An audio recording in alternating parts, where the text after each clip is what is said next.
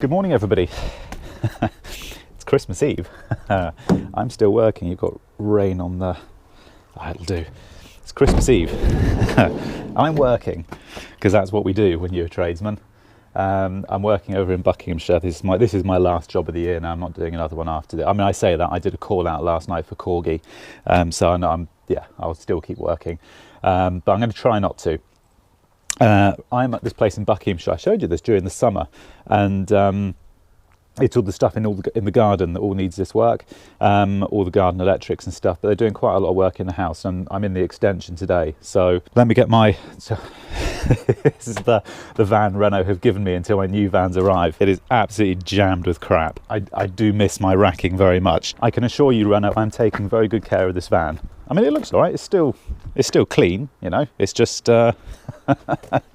it's just full of stuff at the moment. But it'll be spick and span by the time you get it back, I can assure you.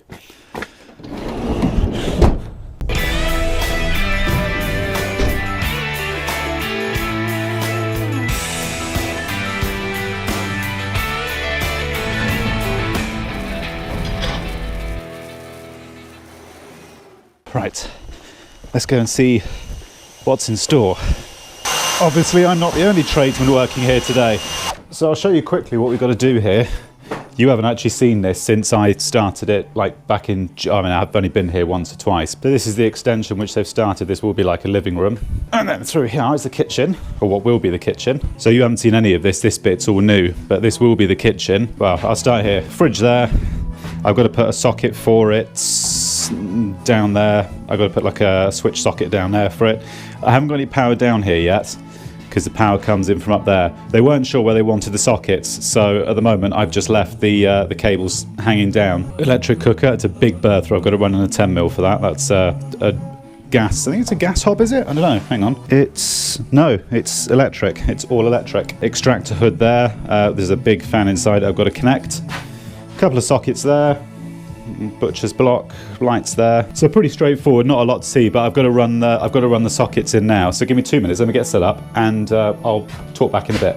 Before I forget, actually, I've got these. You know, we're doing downlights at the moment. We're just sort of going through downlights and just different brands, types, yada yada yada. Well, I've got these ones here. These came from Collingwood, H2 Pro Dusk. So we're just trying different types of downlights at the moment. We've done fuse boards now. I think we've done those to a death.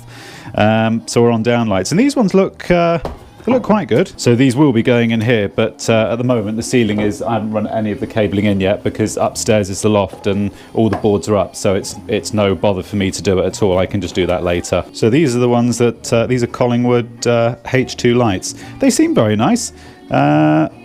I don't even know are these IP rated? They might be. It is IP65, yeah, they are. But they seem very nice, fire rated. That was the other thing about this thing about fire rated downlights, because there was a load of you were sort of all contradicting each other over this, and I'm not actually 100% sure myself what the official stance is on it. You know, we were talking about when you buy a downlight.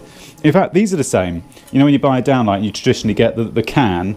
But apparently the actual fire rating is this bit here, the actual front plate. As long as that stops the spread of fire between floors. I actually assumed it was the can itself had to contain the fire within the downlight, but it isn't. It looks like it's just that lip.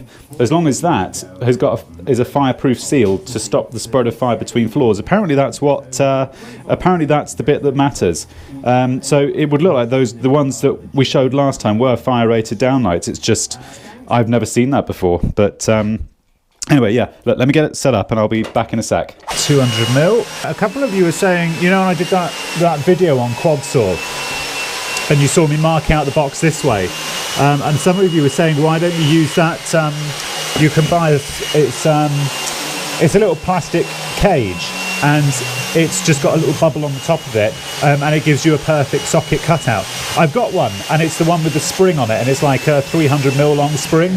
I've got one and the brutal answer is I don't know where it is. The honest answer, I haven't got a clue where it is. It's in the back of that van somewhere, but I'm not emptying it to find it, so I'm just doing it this way. I mean, this way works, but I know what you mean. The Draper, I think it's Draper who make it, and they're very good. It's just a little square thing, and you put it on, mark it out, and you move on. I'm just doing it this way because I don't know where mine is.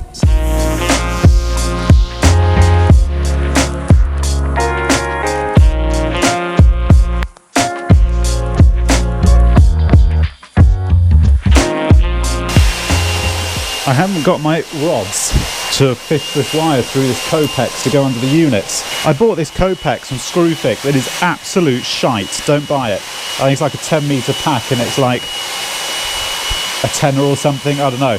And it's hideous stuff to work with. I shall not be buying that again. I'm going to try and clip this behind the units. I have no idea how I'm going to manage that. Okay. I think that'll do. All right. This is actually the little cupboard under the sink. So there's just a single socket here with, that's the socket for it. I've got to take this plug off actually to cut a little hole to plug it back in again.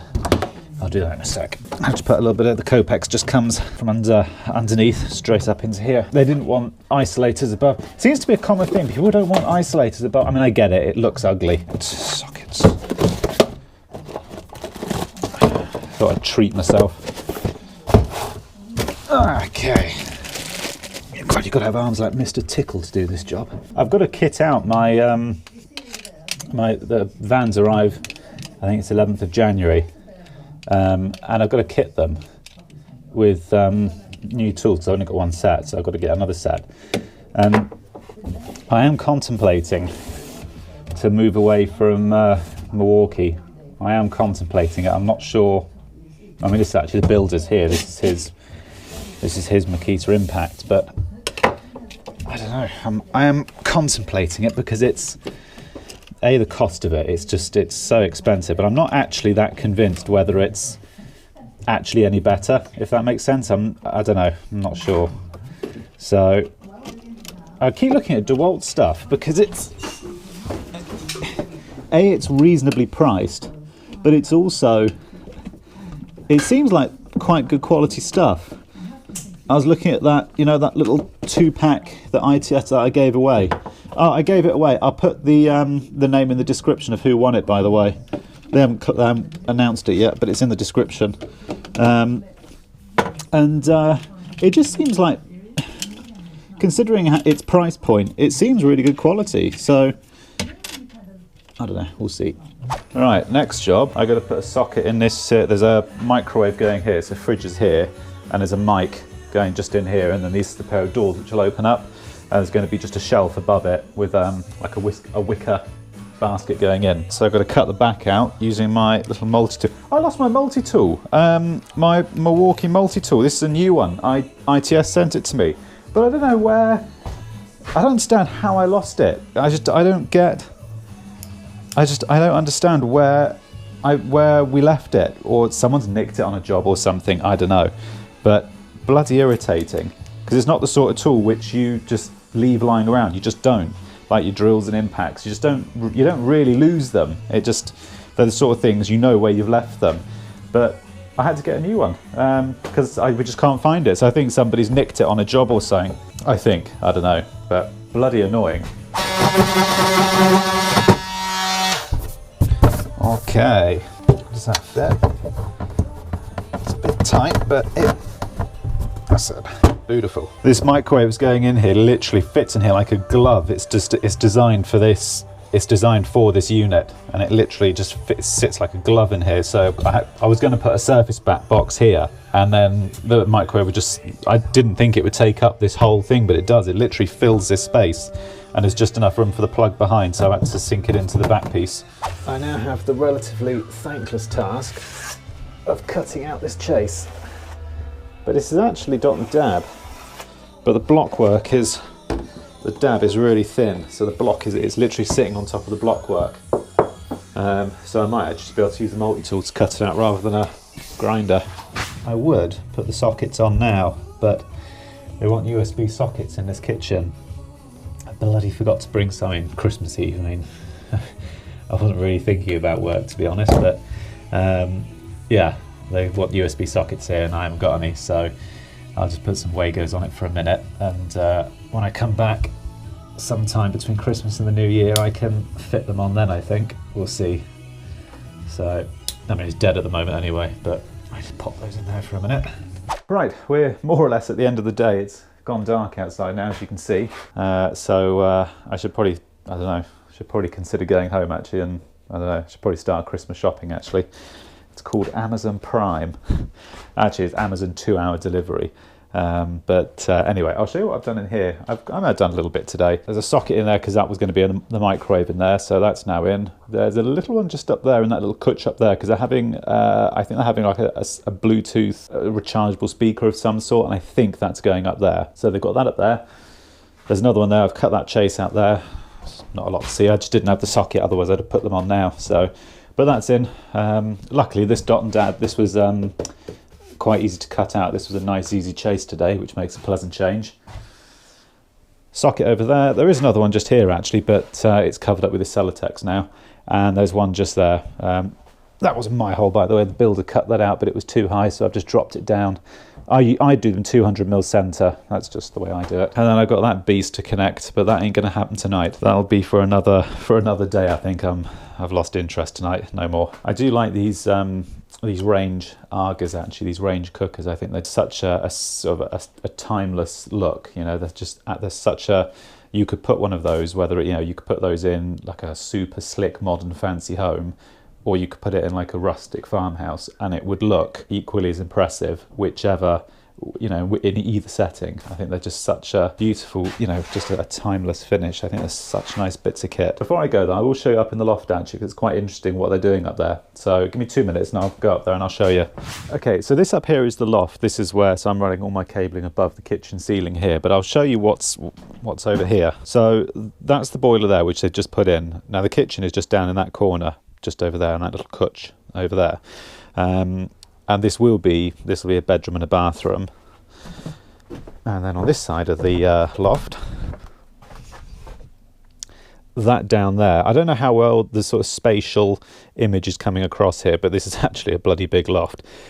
So this front bit here will be a bedroom and a bathroom, and the stairs are just there coming up, and that there will also be a bedroom and a bathroom. So it's a big old gaff up here. There's a lot of space up here to work with. But anyway, yeah, this floor here, it's quite interesting how they're doing it, because I mean this is a proper old school cottage, and a lot of newer houses this isn't so much of a problem, but here, these beams here, I'll show you. The light's not terribly good here, but you get the gist.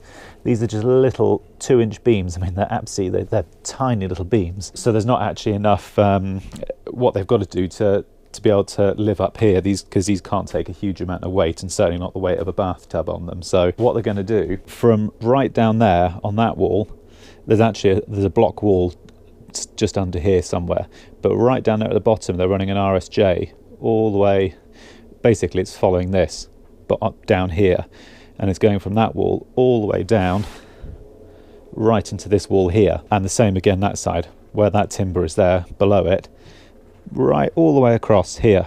And then what the plan is, they build the new floor with, I think it's 9 by 2 joists, I think, going across, and they put the new floor on top of that, which is the reason why the plumber's just put his pipe work on top of all of this, because it doesn't matter. The RSJ will be somewhere here, and the new floor will just come over the top of all of this. So all of this is, I mean, actually this will be about 3 or 4 inches, well, it'd be 4 inches higher than what it currently is now. So I'll put the RSJ will actually go probably into that first block somewhere there, and it'll literally just run all the way across.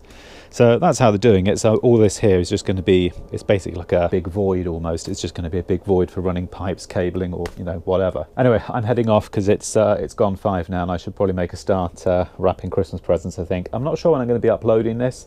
It might be the 25th, 26th. It depends how fast I can cut it together. But either way, have a great Christmas. If I haven't already uploaded this, if I have, then I hope you had a great Christmas. And I will see you in a couple of days' time. Take care.